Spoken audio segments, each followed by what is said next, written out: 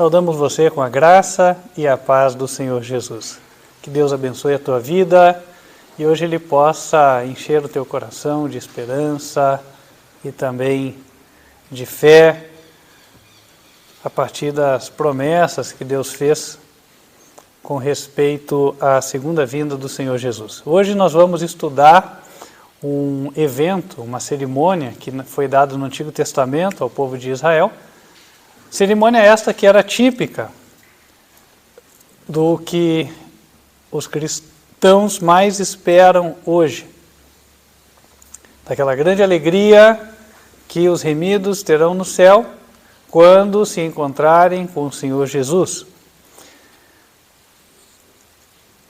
Estamos falando da festa dos tabernáculos. Creio eu que vão ver muitas coisas que não só vão chamar a tua atenção, mas também vão servir de ensino e de fonte de esperança. Essa festa é típica e é um marco na linha do tempo do plano da redenção. Conforme os irmãos vão ver, ela marca diferentes eventos. Nós vamos nos focar em alguns, não em todos, mas eu creio que daquilo que vamos tirar aqui hoje, os irmãos vão poder levar preciosas lições para acalentar a sua fé. Porém, quem tiver interesse de conhecer melhor a obra do ministério, pode também buscar se aproximar um pouco mais. Nós temos um número de WhatsApp, você pode pedir informações através dele, é o 55 41 9509 8425. Ele é o nosso número de telefone e WhatsApp. Você pode ligar ou enviar uma mensagem. E você que está em qualquer lugar, principalmente aqui do Brasil, pode solicitar o material para você realizar o evangelismo. Eu tenho aqui alguns folhetos comigo. Esse aqui é o mais recente. Fala sobre os remédios naturais que Deus proveu ao seu povo, são 8, e que estão explicados pela palavra de Deus. Você que está longe pode solicitar o material e fazer o teu evangelismo de casa em casa. Ou ainda, pode vir aqui na Igreja Sede buscá-lo. Nós estamos sitos à rua Frei Lívio Paniza, número 530, bairro Cidade Industrial, aqui em Curitiba, Paraná. Nossos horários de culto são sábados a partir de 9h30 da manhã e quartas-feiras a partir de 19h30. Você será bem-vindo, venha, temos material à disposição. Você que está mais distante pode solicitar, vai pagar apenas o custo do correio. Vamos então... Olá, tudo bem? Sou eu, Oliveira. Como que vocês estão? Hoje eu estou postando aqui esse vídeo do canal Advertência Final. Eu acho que é esse que é o nome. Mas não tem problema nenhum. É o Jairo que está falando, ele era do Ministério Quatro Anjos. Eu deixei telefone, deixei endereço, deixei tudo lá da religião que ele fundou, lá em Curitiba. Por caso você queira ter mais contato e conversar melhor com eles, é só fazer a prática do ligar e conversar com eles caso alguém responda. Mas hoje eu estou aqui mostrando esse vídeo sobre as principais festas que a Bíblia manda fazermos para que a gente tenha um comprometimento melhor e maior com o Criador. Desde já eu te peço para você se inscrever no meu canal, compartilhar e dar um like. Caso você também queira ir lá no canal dele, se eu não me engano é Advertência Final. É só você ir lá, se inscrever no canal, compartilhar e dar um like. O meu nome é Oliveira e desde já eu peço ao Criador que através da bondade dele, da vontade dele, ponha em ti e na tua família o Espírito Santo e que venha te abençoar largamente através de Salvador. Peço de novo para você compartilhar, dar um like e se inscrever no canal. Um abraço. Seja abençoado, você e sua família. Tchau. Cristo Jesus. Amém.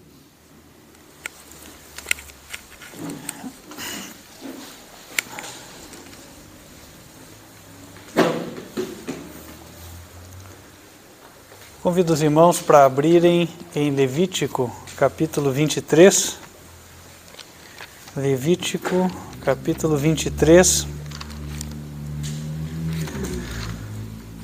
Aqui nós encontramos o relato de quando Deus indicou a Moisés a necessidade de realizarem algumas cerimônias.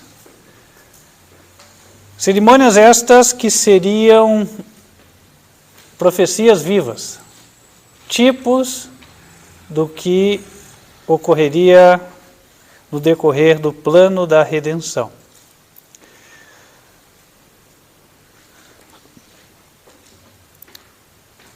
No versículo número 4, ele diz assim: estas são as solenidades do Senhor, as santas convocações, que convocareis no seu tempo determinado. O próprio verso já nos leva a entender que estas santas convocações eram marcos de tempo, tanto que elas deveriam ser realizadas, cada uma no seu tempo determinado. As cerimônias que o céu prescreve que sejam realizadas sempre que entender-se necessário ou que possível. Um exemplo delas é a Santa Ceia. Jesus falou: fazei isto sempre em memória de mim. Ou melhor, fazei-o em memória de mim. Então não tem ali uma periodicidade determinada. Não é dito, olha, tal dia, tal mês se faça. Não. Já as festas, sim, estas santas convocações têm um tempo certo. Sendo assim, elas nos dão marcos, coisas que eu posso esperar que aconteçam no decorrer do plano da redenção, exatamente naquela época do ano. É o caso de cada uma das festas, e hoje nosso tema de estudo é a festa dos tabernáculos, que é descrita a partir do versículo 33. E falou o Senhor a Moisés, dizendo: fala aos filhos de Israel, dizendo: aos 15 dias deste mês sétimo será a festa dos tabernáculos ao Senhor por 7 dias. Ao primeiro dia haverá santa convocação, nenhuma obra servil fareis. 7 dias oferecereis ofertas queimadas ao Senhor. Ao dia 8º tereis santa convocação e oferecereis ofertas queimadas ao Senhor. Dia solene e nenhuma obra servil fareis.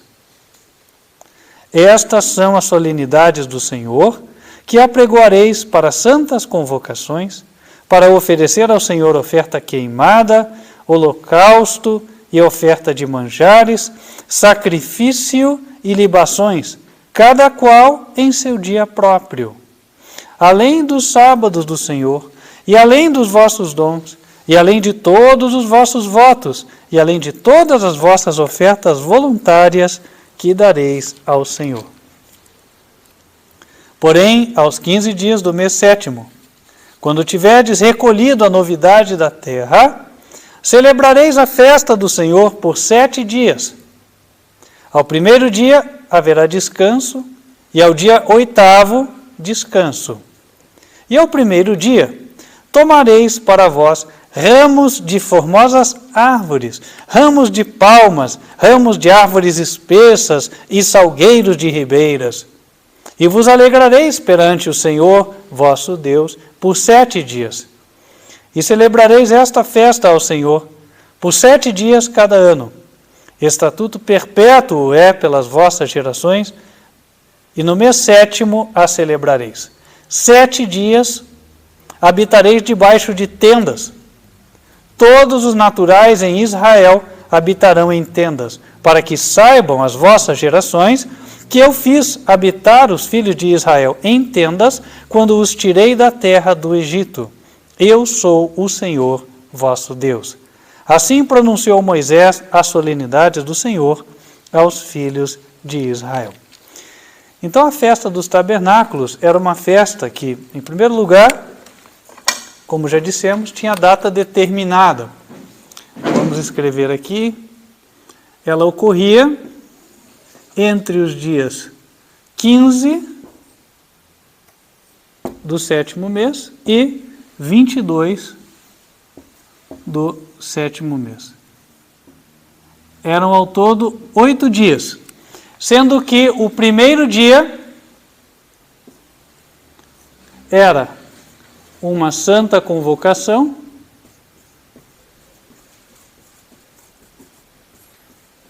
e o último dia também era uma santa convocação. Neste dia deveria haver descanso. Ninguém deveria fazer uma obra servil, obra do seu próprio interesse, obra para obter proveito para si mesmo. Ou seja, este dia ele era guardado como se sábado fosse, como se fosse um sábado. E isso tinha uma razão específica. É que no ano em que cumprissem-se os simbolismos, os eventos do plano da redenção tipificados por esta festa, este primeiro dia seria sábado e o último dia também seria sábado. Como assim?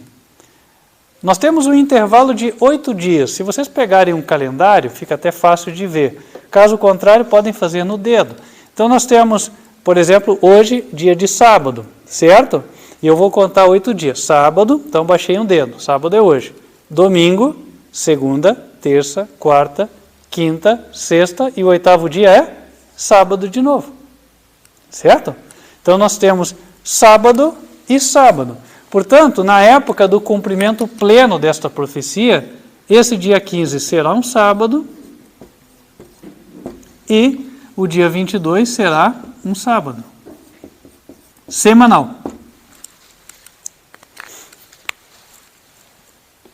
O que acontecia durante a festa? Várias coisas foram indicadas aqui.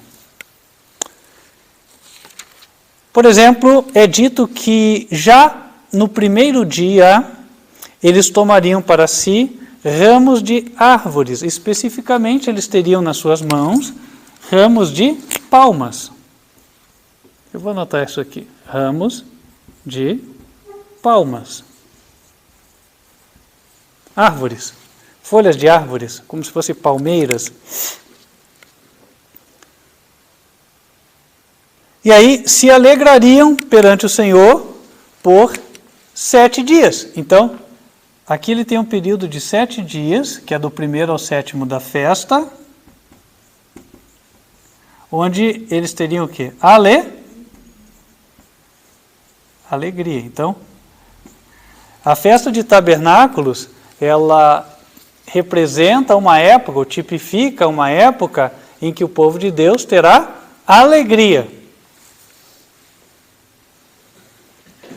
Bom, quem é espiritual daqui já pode entender o que vai acontecer, porque nessa terra nós temos alguma alegria? Não. Nenhuma, né? Quer dizer, raramente, vamos falar assim, a verdade é essa, né? Raramente temos alguns momentos de alegria, mas na maioria dos momentos, a vida cristã é o caminho estreito, difícil, não é fácil, né? Então, obviamente, quando fala que o povo de Deus terá alegria, né, por 7 dias, aquele que é espiritual já começa a entender alguma coisa. Já vamos falar daqui a pouco, tá? Além disso, outra coisa que nós tiramos aqui é que no versículo 42, eles iam habitar em tendas, certo?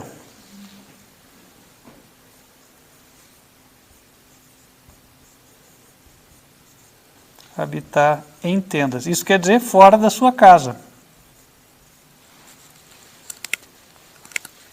Por quê? Para relembrar que o povo de Israel, quando foi retirado do Egito, habitou também em tendas. É o que ele diz aqui. Então, habitar em tendas, e aqui está relacionado à saída do Egito, ou livramento do Egito.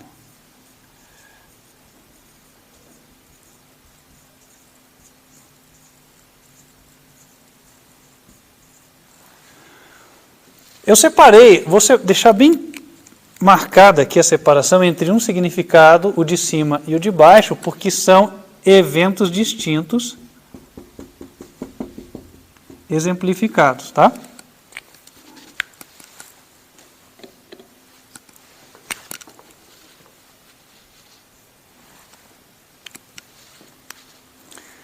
Uma coisa que chama a atenção é que quando os israelitas foram libertos do Egito, a época do ano não era essa, 7º mês, era o 1º mês do ano. Quem tiver curiosidade, busque na sua Bíblia, em Êxodo, capítulo 12, ele fala, este vos será o 1º dos meses do ano, o mês de Abib, chamado Cevada. Então, por que é que Deus manda comemorar, não no 1º mês, mas no 7º, se eles saíram do Egito no 1º mês? Então, o que está em causa não é exatamente a data do evento em que eles saíram do Egito, mas o significado espiritual daquilo. Qual era o significado espiritual de Deus ter chamado o seu filho Israel do Egito? Livrá-lo do pecado e do mundo. Agora, isso se cumpre de diferentes formas, algumas vezes. Uma forma que nós podemos entender isso de livrar do mundo, ora, o dia que nós estivermos no céu, fomos libertos, certo? Então estamos lá. Mas existe um livrar do mundo que é anterior a isso, que é quando ocorre nas nossas vidas, dentro dos nossos corações. Deus tem um método para que isso aconteça. Isso ocorre de uma determinada forma. E aqui nós podemos ver que em diferentes anos, esta festa dos tabernáculos assume significado diverso no decorrer do tempo. Tá? Por isso que eu separei uma coisa e outra. Mas nós vamos primeiro para o que é mais fácil e mais evidente. Nós vamos puxar algumas coisas aqui para que nós possamos fazer conexões. Tá? Falando ainda sobre a festa dos tabernáculos, nós podemos abrir, por exemplo, em Êxodo, capítulo 34, versículo 22. Êxodo 34, versículo 22.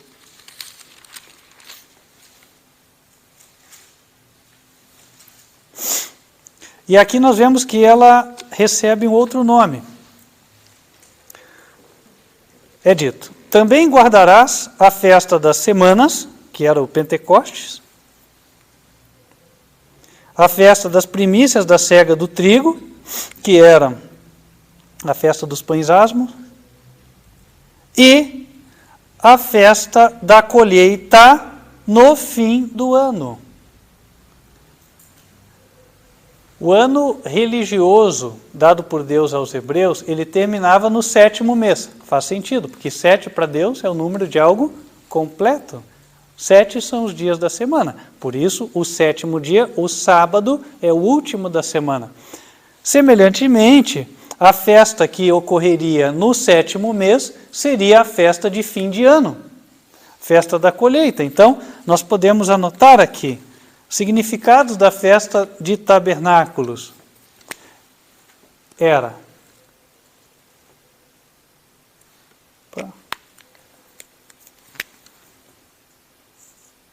festa que representava a colheita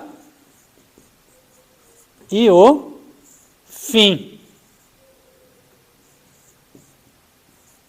ênfase no fim do ano religioso.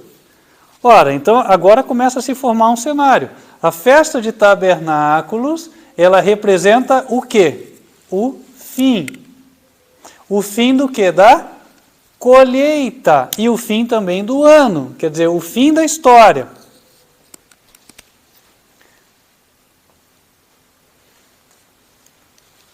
E vamos abrir mais um verso que fala sobre a festa dos tabernáculos. Deuteronômio, capítulo 16, versículo 13. Deuteronômio, capítulo 16, versículo 13.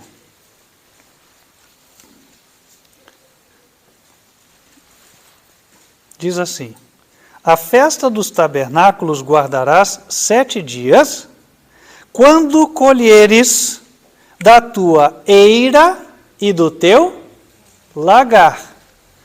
Então, esta colheita aqui, de fim de ano, ela é uma colheita, aliás, esta festa ela representa o fim da colheita da eira e do lagar. Para facilitar, tá? A eira era o lugar onde se batia o trigo, malhava o trigo. Então, pensa, você colheu o trigo, para quem não sabe, o trigo ele tem umas espiguinhas assim, vou desenhar mais ou menos, né? Assim. Sim. E as sementinhas estão nessas espiguinhas aqui. Então, para você retirar a semente do trigo, seja dele ou da cevada, deve-se levar a um lugar, e aí você deve bater com um instrumento pesado, de forma a quebrar a parte externa das cascas, e aí você encontrar o grãozinho pequeno que está lá dentro. Hoje em dia, quem ainda faz isso, né, fala, é pilar, né? Lá na África fala, vou pilar. Também, o mais comum hoje, de forma industrial, é o trigo ser levado a moinhos de trigo. E esses moinhos representam, ou fazem o mesmo que os antigos moinhos faziam, que eram moinhos de pedra. Então, tinha um burro lá mexendo, empurrando. Lembra que uma época até Sansão, quando foi preso pelos filisteus, também foi colocado para empurrar um moinho. Então, a pedra ia se movendo uma sobre a outra e ia, aos poucos, tirando essa casquinha aqui. Então, a eira era o lugar onde se malhava, batia o trigo. Quem não tinha um moinho grande também podia ir batendo para tirar. Então, a eira tem a ver com a colheita do trigo. E também da cevada, que eram os 2 grãos que se plantavam lá. A cevada era colhida antes, o trigo era depois. E o lagar era o lugar onde se levava, ou para onde se levava as uvas, e ali se pisava para fazer o suco de uva e o vinho. Então era assim que se fazia na época. A uva tem que ser prensada, esmagada, né? Então eles faziam isso no lagar. Portanto, o lagar tem a ver com a colheita das uvas. Detalhe, a colheita do trigo, ela se iniciava no primeiro mês. No mês 1, após a festa das primícias. E, quando aproximava-se o fim do ano, colhiam-se as uvas e as olivas, de tal maneira que, no 7º mês, já havia se concluído a colheita, tanto das uvas quanto das olivas. Ou seja, toda a colheita já tinha terminado. Agora, posto isso, nós vamos poder fazer o encaixe no contexto do plano da redenção. E antes de partirmos para ler, eu quero só levantar com os irmãos aqui alguns conceitos que eu creio a igreja já conhece, para a partir deles só podermos decifrar, por assim dizer, a informação que aqui se encontra. Espiritualmente falando, espera-se a colheita do quê? Colheita de almas. Então, o fim virá quando as almas tiverem sido colhidas. Isso quer dizer, o evangelho tiver sido pregado a todo o mundo, e então quem quis tomou a decisão e se tornou o equivalente do trigo. Correto? Jesus usou esta figura da colheita nas suas parábolas. Ele falou sobre a parábola, por exemplo, do joio e do trigo. Ele disse que o trigo seria recolhido e colocado no seu celeiro, representando que os crentes que recebessem a palavra de coração seriam levados ao céu, seriam salvos. Também, nós temos aqui a ilustração, não, o ensino de Mateus 24, versículo 14, onde ele diz assim: e este evangelho do reino será pregado em todo o mundo, em testemunho a todas as gentes, e então virá o fim.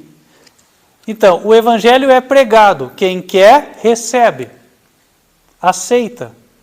Então é colhido como trigo. E então virá o fim. Agora voltem para cá para o quadro. Esta festa era justamente a festa do fim, que comemorava o final da colheita. Ora, então esta festa, ela nos leva para a época da segunda vinda de Cristo. Quando é que Cristo vai vir? No 7º mês. E aí, nesta festa de tabernáculos, as pessoas deviam comemorar com ramos de palmas. Onde é que nós vemos estas palmas? Vamos para o livro de Apocalipse, capítulo 7. Apocalipse, capítulo 7.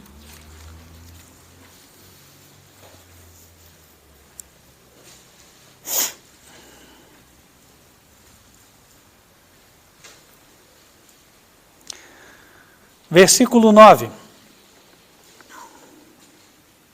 Depois destas coisas, olhei, e eis aqui uma multidão, a qual ninguém podia contar, de todas as nações e tribos e povos e línguas que estavam diante do trono e perante o Cordeiro, trajando vestes brancas e com palmas nas suas mãos. E clamavam com grande voz, dizendo: salvação ao nosso Deus, que está assentado no trono, e ao Cordeiro. E todos os anjos estavam ao redor do trono, e dos anciãos, e dos 4 animais, e prostraram-se diante do trono sobre o seu rosto, e adoraram a Deus, dizendo: Amém, louvor e glória, e sabedoria, e ações de graças, e honra, e poder, e força ao nosso Deus, para todo o sempre. Amém. Ora, foram vistas as pessoas lá na glória, já diante do trono de Deus, portanto, já recolhidas, já levadas ao céu, e elas tinham nas mãos o quê? Palmas. Então, a festa de tabernáculos, ela é comemorativa de quando Jesus voltar e os santos forem levados para o céu. Lá eles receberão palmas e poderão comemorar. Note que, voltando aqui para o quadro, haveriam 7 dias do quê? De alegria. E aqui nós vemos em Apocalipse a visão deste cumprimento. Os santos alegres por verem, ou por estarem já remidos, totalmente livres das tentações de Satanás e para sempre. Agora, versículo 13 continua. E um dos anciãos me falou, dizendo: estes que estão vestidos de vestes brancas, quem são e de onde vieram? E eu disse-lhe: Senhor, tu sabes. E ele disse-me: estes são os que vieram de grande tribulação. Lavaram as suas vestes e as branquearam no sangue do Cordeiro. Por isso estão diante do trono de Deus e o servem de dia e de noite no seu templo. E aquele que está assentado sobre o trono os cobrirá com a sua sombra. Nunca mais terão fome, nunca mais terão sede, nem sol nem calma alguma cairá sobre eles, porque o Cordeiro que está no meio do trono os apacentará e lhes servirá de guia para as fontes das águas da vida, e Deus limpará de seus olhos toda lágrima. Aqui, eu creio que elimina toda e qualquer dúvida com respeito ao significado da festa. Ela nos remete à segunda vinda de Cristo, quando os santos estarão remidos no céu. Mas também ela nos dá aqui uma indicação de um tempo anterior a esse, onde os santos passarão por grande dificuldade. Porque no versículo 14 é dito: estes são os que vieram de grande tribulação. Em conexão com a festa de tabernáculos também existe a situação da tribulação. E é por isso que separamos antes 2 significados. Notem, existe o significado da segunda vinda de Cristo lá na frente, mas antes, esta festa também era comemorativa do habitar em tendas. Habitar em tendas é quando a pessoa sai da sua casa e ela vai não tendo morada certa. A tenda não é uma morada certa. A tenda é um lugar onde você pode... como é que eu posso dizer? Uma espécie de casa móvel que você pode estender em qualquer lugar. ela é usada por quem não tem morada certa. Se alguém vai acampar na montanha e lá não tem casa, ele leva uma tenda, leva uma barraca, correto? Então, aqui, isso nos mostra um tempo em que os santos sairão das suas casas e sairão sendo perseguidos. E é interessante porque, quando nós olhamos na Bíblia, a época em que os santos começaram a ser fortemente perseguidos, isso aconteceu no 7º mês, bem próximo da festa de tabernáculos. Na verdade, na época em que os judeus estavam reunidos para celebrar esta cerimônia. Nós vamos, por exemplo, em Atos, capítulo número 7 e 8, mas especificamente 7, versículo 59.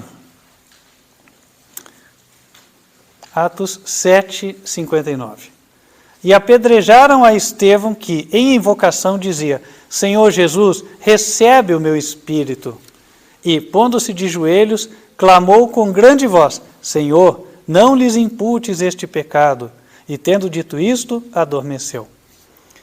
8, verso 1. E também Saulo consentiu na morte dele. E fez-se, naquele dia, uma grande perseguição contra a igreja que estava em Jerusalém. E todos foram dispersos pelas terras da Judeia e da Samaria, exceto os apóstolos. E uns varões piedosos foram enterrar Estevão. Verso 3. E Saulo assolava a igreja, entrando pelas casas e arrastando homens e mulheres, os encerrava na prisão. Mas os que andavam dispersos iam por toda parte anunciando a palavra. Quando é que Estevão foi morto, irmãos? Ora, nós sabemos, quem já estudou a profecia das 2.300 tardes e manhãs, nós sabemos que os marcos que determinam os eventos desta profecia sempre acontecem na mesma data. Quem apregoou o cumprimento desta profecia dizia que Jesus voltaria no dia 22 de outubro de 1844. Por quê? Porque este correspondia ao 10º dia do 7º mês do calendário bíblico. Dia 10 era o dia da expiação.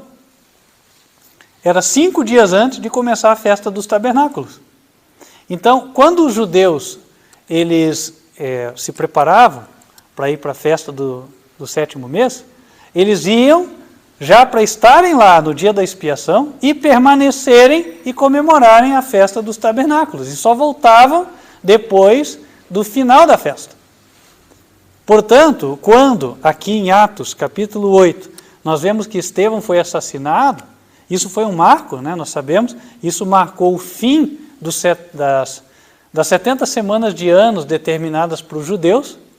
Isso aqui foi no ano 34. Então, isso aqui ocorreu no dia da expiação, no 10º dia do 7º mês. Era um 7º mês. E aí, a partir desta data, o que aconteceu? Entrando já para a festa de tabernáculos, ora, os perseguidores iam na casa dos cristãos e apanhavam eles lá. Então, muitos cristãos encontraram segurança fugindo das suas casas e, portanto, não tendo morada certa. Isso era tipificado pelo habitar em tendas, e é o que deve acontecer conosco. Ora, o 7º mês, irmãos, dá entre setembro e outubro. Será num período como esse, onde nós teremos de escapar. Escapar das nossas casas. Encontraremos segurança na fuga.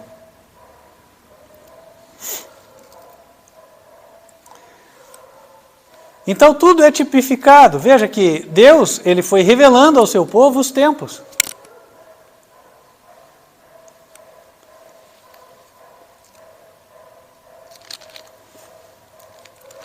Agora vamos para Apocalipse e explorar um pouquinho este significado aqui.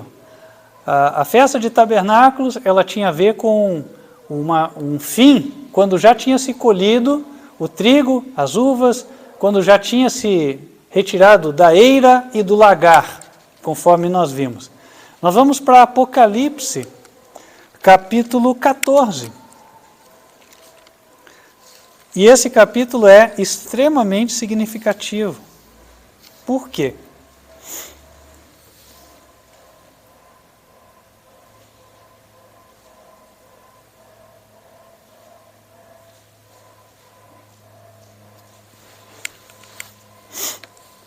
Porque nós vemos, a partir do versículo 1, a apresentação dos 144 mil. Não vamos estudar isso agora. A partir do versículo 6, a descrição da mensagem que estes 144 mil vão pregar. O Evangelho eterno, verso 6. E vi outro anjo voar pelo meio do céu, e tinha o Evangelho eterno para o proclamar aos que habitam sobre a terra, e a toda nação, e tribo, e língua, e povo. E aí descreve-se o Evangelho até o versículo 12, onde lemos: aqui está a paciência dos santos. Aqui estão os que guardam os mandamentos de Deus e a fé de Jesus. E eu vi uma voz no céu que me dizia: escreve, bem-aventurados os mortos que, desde agora, morrem no Senhor. Sim, diz o Espírito, para que descansem dos seus trabalhos e as suas obras os sigam. E agora vamos entrar numa outra parte. A minha Bíblia tem um subtítulo aqui, não sei se todas têm, ela diz assim: a ceifa e a vindima, a partir do versículo 14. Talvez várias das Bíblias de vocês também tenham isso. Os subtítulos nós sabemos, não são inspirados, foram colocados pelos tradutores, mas neste caso ele reflete aquilo que vamos ler mesmo. Versículo 14. Até aqui, irmãos, estão acompanhando bem? Está fácil? Estão entendendo? Verso 14. E olhei, e eis uma nuvem branca, e, assentado sobre a nuvem, um semelhante ao Filho do Homem, que tinha sobre a cabeça uma coroa de ouro e, na mão, uma foice afiada. E outro anjo saiu do templo, clamando com grande voz ao que estava assentado sobre a nuvem: lança a tua foice e cega. É já vinda a hora de cegar, porque já a seara da terra está madura. E aquele que estava sentado sobre a nuvem meteu a sua foice à terra, e a terra foi cegada. Vamos entender isso aqui. Acabamos de ver a descrição do Evangelho eterno, que será pregado a todo o mundo, versos 6 a 12. Em seguida, em linguagem simbólica, a Bíblia representa uma colheita. O Filho do Homem, quem é o Filho do Homem? Jesus, com uma foice. A foice era o instrumento usado para se colher o trigo. Então, e ele diz: lança a foice e cega, ou seja, colhe, porque já chegou a hora de colher. A seara está madura. Aí ele foi e colheu. Aí ele meteu a sua foice à terra, a terra foi cegada. Versículo 17. E saiu do templo que está no céu outro anjo, o qual também tinha uma foice aguda. E saiu do altar outro anjo, que tinha poder sobre o fogo, e clamou com grande voz ao que tinha a foice aguda, dizendo: lança a tua foice aguda e vindima os cachos da vinha da terra, porque já as suas uvas estão maduras. E o anjo meteu a sua foice à terra, e vindimou as uvas da vinha da terra, e lançou-as no grande lagar da ira de Deus. E o lagar foi pisado fora da cidade, e saiu sangue do lagar até os freios dos cavalos, pelo espaço de 1.600 estádios. Então, diferentemente do trigo que foi colhido e levado como algo precioso, as uvas agora foram o quê? Pisadas no lagar da ira de Deus. As uvas também representam pessoas, assim como o trigo representa pessoas. O trigo representa as pessoas que escutaram o Evangelho e o aceitaram. Então elas foram colhidas. Mas depois de todas que tinham interesse terem aceitado, então encerrou-se esse período e veio outro anjo, que também tinha uma foice. No caso do trigo, quem tinha a foice era o próprio Senhor Jesus. Ele vem colher os seus. Através do Evangelho, ele vem trabalhando na mente de cada um.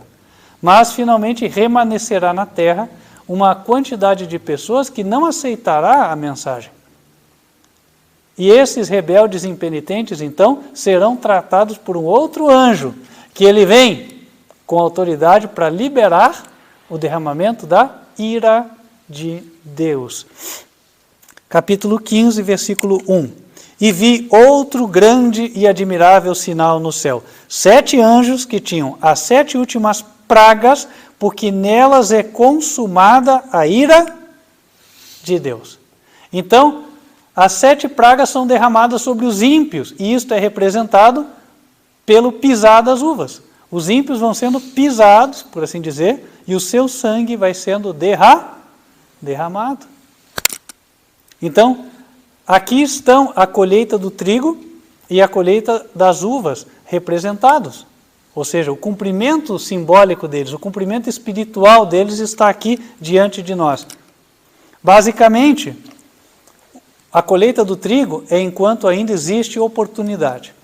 Quando todos já tomaram a decisão, então fecha-se a porta da graça, por assim dizer, e agora vem o tempo da ira. E então os ímpios serão pisados. Quando terminados, tanto a colheita da eira quanto do lagar, então chegamos ao fim do ano. E aí a festa dos tabernáculos. Portanto, a festa dos tabernáculos ela vem depois das 7 pragas. E aqui nós temos os eventos ordenados. Primeiro temos as pragas, depois a segunda vinda de Cristo e depois a festa dos tabernáculos. É isso.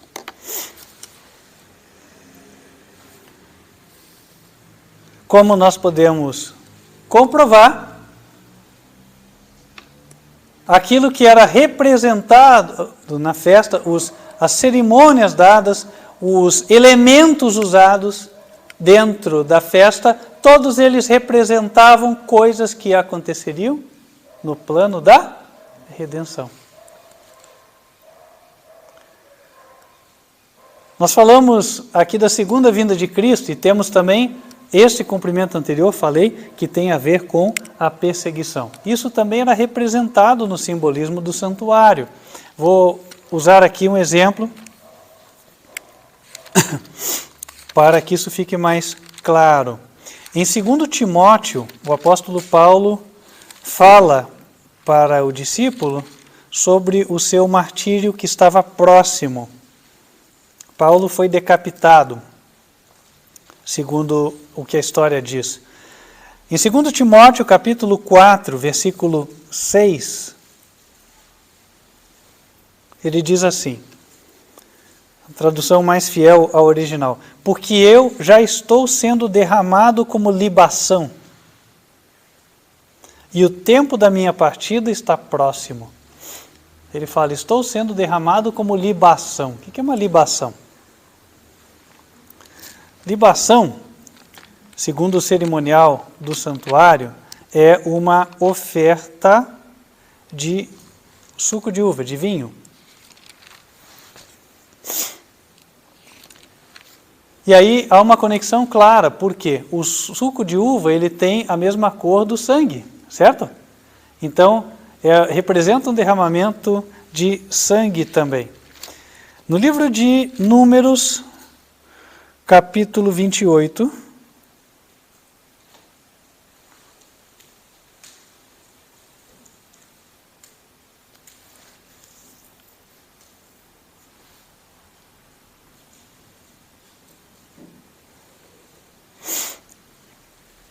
a Bíblia explica um pouquinho sobre a libação. Números 28, versículos 6 e 7. Este é o holocausto contínuo, instituído no Monte Sinai em cheiro suave, oferta queimada ao Senhor. E a sua libação será a 4ª parte de um rim para um cordeiro. No santuário oferecerás a libação. Então, vou anotar aqui, que isso aqui a gente vai depois usar lá no Apocalipse. Era a 4ª parte, certo?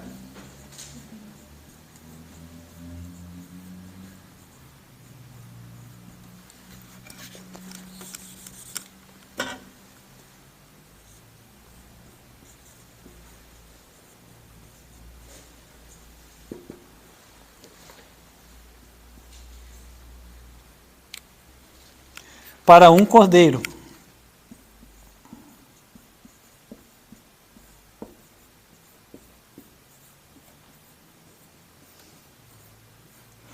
Então, quando se fazia essa oferta, para cada cordeiro que fosse oferecido, seria entregue a quarta parte de um rim de vinho, né? Ou seja, seria feita a libação.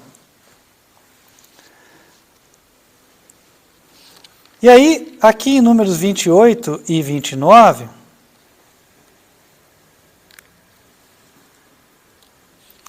ele fala sobre todos os sacrifícios que deveriam ser feitos em cada uma destas festas. Agora, o que chama a atenção é que a festa onde mais se ofereciam libações era justamente a festa de tabernáculos. Isso se mostra pelo número de animais que eram, número de cordeiros que eram sacrificados, mais do que em qualquer outra festa. Números 29, versículos 12 em diante. Diz: semelhantemente, aos 15 dias deste 7º mês, tereis santa convocação. Nenhuma obra servil fareis, mas 7 dias celebrareis festa ao Senhor. E por holocausto, em oferta queimada, de cheiro suave ao Senhor, oferecereis 13 bezerros, 2 carneiros e 14 cordeiros de 1 ano. Ser-vos-ão eles sem mancha.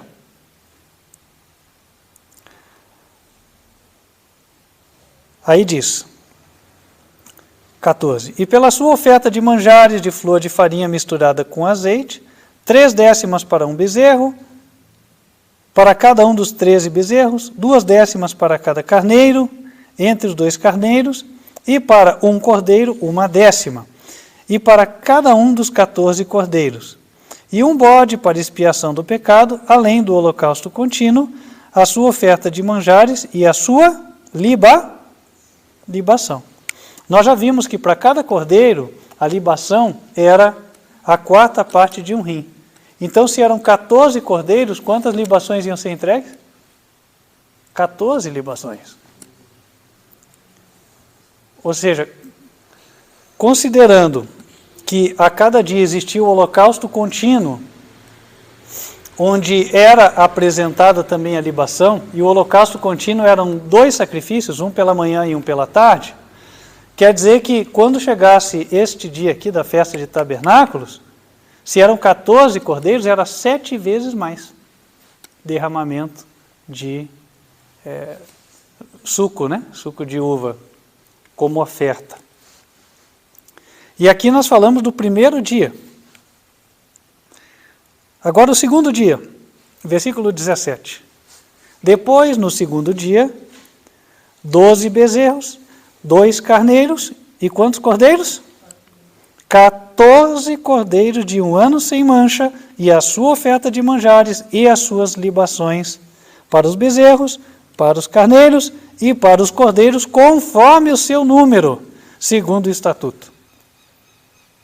Verso 19. E um bode para expiação do pecado, além do holocausto contínuo, a sua oferta de manjares e as suas libações. Então, note, nesses dias de festa de tabernáculos, nós tínhamos 2 libações por conta da oferta contínua,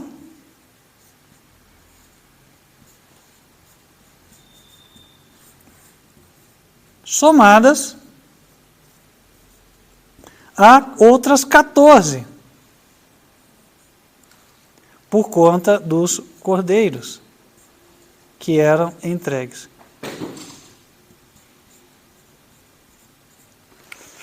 E isto se repetia todos os dias da festa. Por exemplo, verso 20, e ao terceiro dia 11 bezerros, 2 carneiros, 14 cordeiros de 1 ano sem mancha.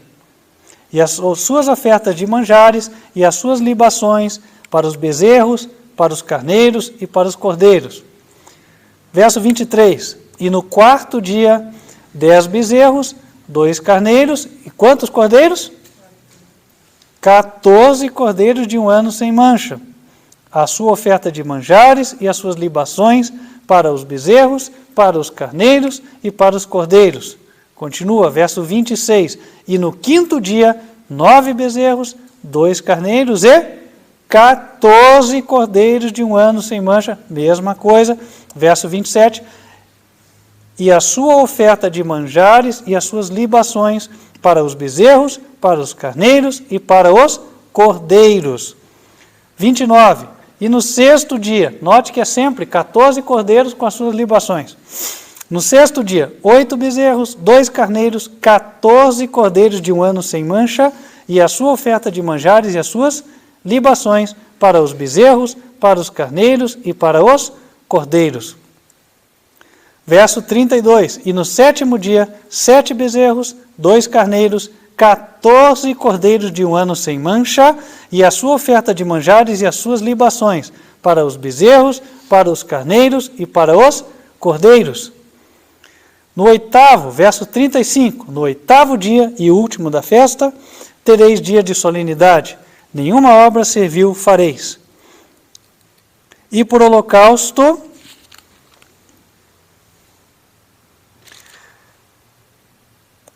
em oferta queimada de cheiro suave ao Senhor, oferecereis 1 bezerro, 1 carneiro, agora 7 cordeiros de 1 ano sem mancha. E a sua oferta de manjares e as suas libações para o bezerro, para o carneiro e para os cordeiros. Então nós temos, durante 7 dias de festa, 14 cordeiros por dia. 7 vezes mais libações do que um dia comum. E no 8º dia, como que já terminando, então cai para 7.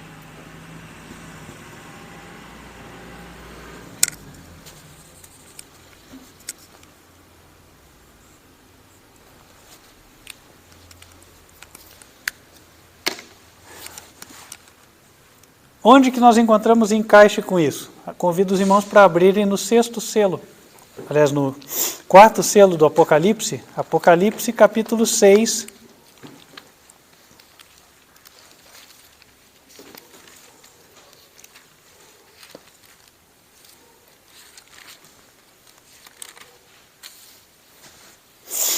Versículo 7. E havendo aberto o 4º selo, ouvi a voz do 4º animal que dizia, vem e vê. E olhei, e eis um cavalo amarelo, e o que estava sentado sobre ele tinha por nome Morte, e o inferno o seguia. E foi-lhes dado poder para matar a 4ª parte da terra com espada. Consegue enxergar a conexão? A 4ª parte da terra conectada com a 4ª parte de um rim de vinho. É o único lugar onde encontramos 4ª parte na Bíblia, fora o Apocalipse. Então, a conexão é inequívoca, não tem como fazer outra. É esta a conexão. Portanto, aqui no 4º selo, a Bíblia nos aponta uma época onde muitos cristãos do ministério, 4º anjo, advertência final, serão martirizados, perderão a sua vida. Mas quando isso vai acontecer? Quando Cristo permitir lá no santuário. Então tudo tem uma ordem certa, tudo tem um momento, né? Mas quando é que ele vai permitir? A época do ano está apontada, entre setembro e outubro. Aí vai estourar, vai estralar a perseguição. Quem vai perseguir? Ora, aqui diz que era o cavalo amarelo. O cavalo representa quem? Os irmãos já sabem, né? Por Isaías 63, é a igreja. Estava lendo que em Zacarias também fala a mesma coisa. Né? Ele traz a igreja representada por um cavalo. Então, pessoas de outras igrejas perseguindo e matando os servos do Senhor. E nessa época, então, muitos encontrarão segurança na fuga.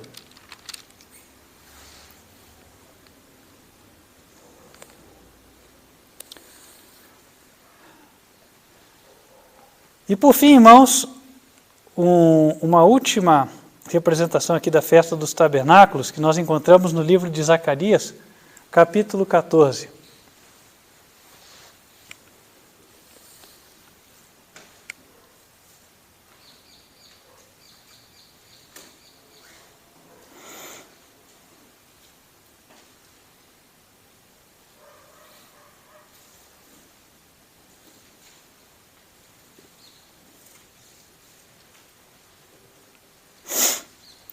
capítulo 14, versículo 12.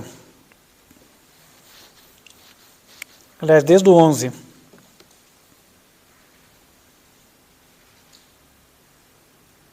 E habitarão nela, e não haverá mais anátema, porque Jerusalém habitará segura.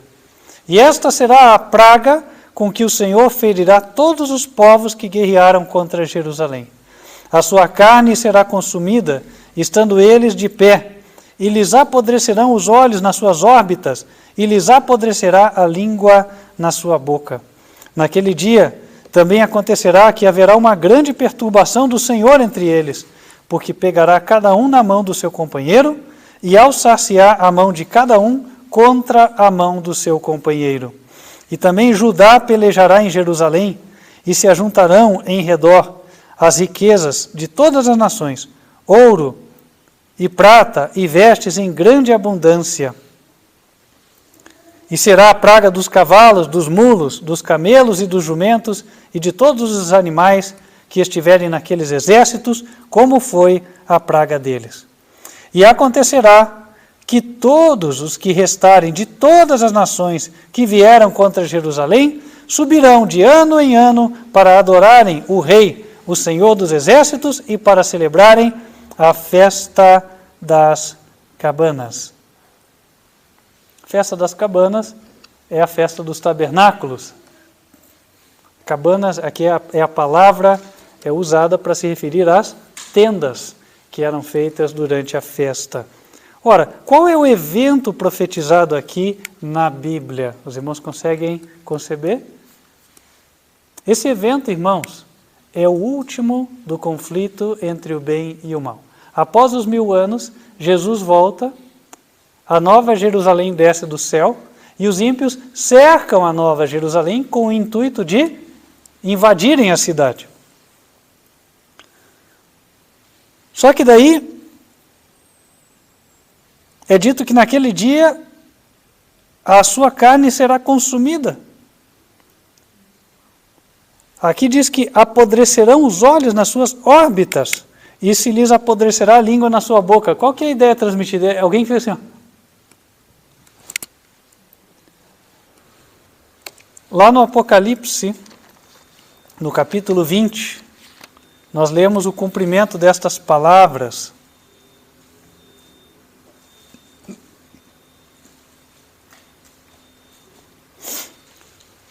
Apocalipse 20, versículo 7.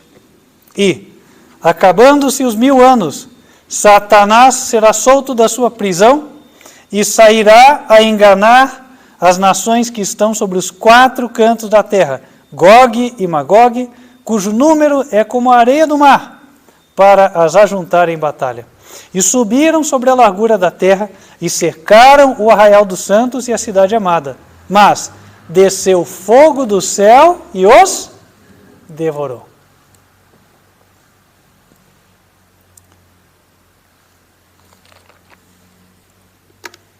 Os ímpios nunca mais incomodarão os santos. Segundo diz Obadias, capítulo 1, verso 16, serão como se nunca tivessem sido. E então o povo comemorará qual festa? A festa dos tabernáculos. Daqui nós já vemos em que época do ano isso acontecerá. É um marco, é sempre ao 7º mês, os períodos de ano se finalizam dentro do plano da redenção, entre setembro e outubro. Então, meus queridos irmãos, seria bom que o povo de Deus, de alguma maneira, celebrasse e mantivesse viva na sua mente a festa dos tabernáculos, pois ela é um marco para vários eventos que nós ainda vamos vivenciar, pelo menos 3. O primeiro, o evento de grande prova. Uma prova que virá para purificação. Se vocês prestarem atenção lá em Apocalipse 6, o 4º selo fala do martírio, mas o 5º selo fala da concessão de vestes brancas. Então, Apocalipse 6, versículo 9. E havendo aberto o 5º selo, vi debaixo do altar as almas dos que foram mortos por amor da palavra de Deus e por amor do testemunho que deram. E clamavam com grande voz, dizendo: até quando, ó verdadeiro e santo dominador, não julgas e vingas o nosso sangue dos que habitam sobre a terra? E a cada um foi dada uma comprida veste branca, e foi-lhes dito que repousassem ainda um pouco de tempo, até que também se completasse o número de seus conservos e seus irmãos, que haviam de ser mortos como eles foram. Portanto, a prova, ela vem com o propósito de purificação. Alguns morrem e lhes é assignado no céu, ou seja, determina uma recompensa para eles de receberem vestes brancas quando forem ressuscitados. Os que ficam vivos são embranquecidos enquanto vivos. Então, esta é a ideia trazida por conta da festa. E note que isso cumpre o significado da festa. Por quê? O habitar em tendas está relacionado com o livramento do Egito. E o Egito é o quê? O pecado. Certa vez eu li de que Deus espera que nós fôssemos pelo menos 50 vezes mais humildes do que somos. E aí comentávamos ontem, né? Falaram, olha, então vou ter que virar o grilo e o gigante pisar, né? Porque nós mesmos, pela nossa iniciativa, nos tornarmos 50 vezes mais humildes, eu estou para ver acontecer. Acho que não vai acontecer assim tão cedo. Então Deus tem a sua forma de fazer. O livramento do Egito. Então a fornalha da aflição vem para consumir a escória. E aí o povo ficará branco. Então, irmãos, a festa de tabernáculos é comemorativa, primeiro deste período aqui, depois da segunda vinda de Cristo, quando estaremos, com a graça de Deus, comemorando o livramento em dias de alegria, e por fim, após a finalização de toda a história do pecado, também alegres, sabendo que nunca mais o pecado se levantará novamente. Então, que todos possam fazer bom uso da mensagem e ter em mente, vivo, o significado da festa dos tabernáculos. Amém? Amém. Vamos nos colocar de joelhos e falar com Deus. Olá, tudo bem? Sou Oliveira. Eu estou vindo aqui agora falar com vocês que caso você não entendeu sobre esse assunto, não tem problema nenhum. Existe no meu Facebook e no meu Instagram apostilas que você pode ir lá e ver. Está lá nas fotos, é só você procurar apostila de estudo, imprimir para você ou simplesmente ler e entender melhor, tá? Sobre essa questão das festas. Não é que você seja obrigada a fazer ou a guardar, mas se está na Bíblia, é bom entendermos, é bom sabermos. Porque melhor do que você acreditar na religião que você segue, é você acreditar na Bíblia. É você entender qual é o verdadeiro sétimo dia, porque uma religião fala que é sábado, outra fala que é domingo, outra fala que é qualquer dia da semana. Mas a Bíblia fala sobre o sétimo dia, ela te ensina a guardar o verdadeiro sétimo dia. E é isso que eu falo para você. Aprenda a Bíblia, não segundo o que a religião te mostra, mas sim segundo o que está escrito, porque o que vale é o que está escrito. Você vai ser julgado para você ter merecimento ou não da sua salvação pelo que está escrito. Então, se você não entende isso, é a maior perca de tempo da tua vida ficar dentro de uma religião. O meu nome é Oliveira, eu te peço, se inscreva no canal, compartilhe esse vídeo e dá um like. Seja abençoado você e sua família.